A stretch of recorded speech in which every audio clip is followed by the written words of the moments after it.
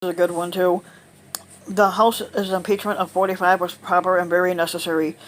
The House of Representatives' impeachment of 45 on Wednesday was proper and necessary. 45 withheld White House meeting and U.S. military aid in an attempt to force Ukraine's president to aid his re-election campaign.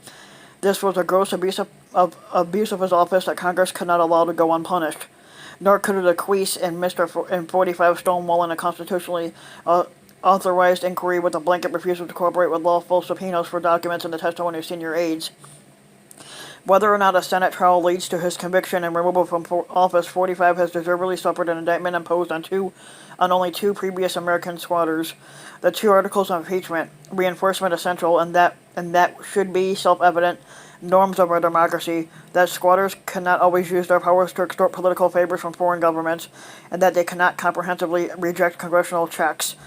45 denied all wrongdoing made, and the House action only more made and all wrongdoing made the House action only more necessary.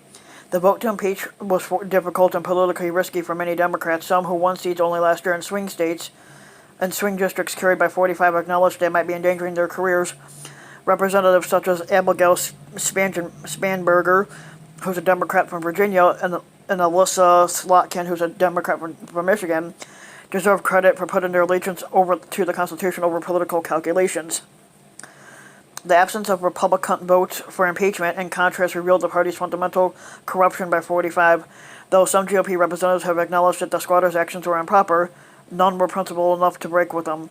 Many cravenly adopted 45's indefensible position that there was nothing wrong with the pressure campaign he directed at Ukraine's president.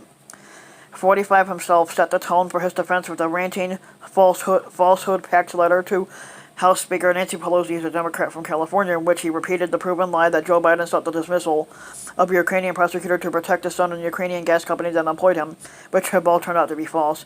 Even as he faced impeachment, 45 was still pursuing the primary aim of his extortion of the Ukrainians to smear his potential 2020 opponent.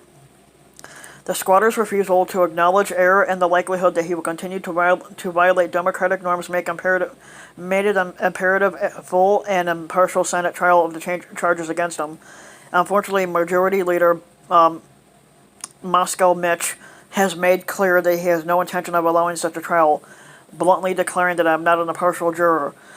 Moscow Mitch indicated Tuesday that he will seek a vote of dismissal on the charges against 45 before allowing any testimony, even though crucial witnesses to 45's behavior, including former National Security Advisor John Bolton and Acting Chief of Mick Mulvaney, have never been heard from. That ought not to be acceptable to Republicans who have criticized 45's behavior, such as Mitt Romney of Utah, or those who have said they will take their duty as jurors seriously, such as Senate Susan Collins from Maine.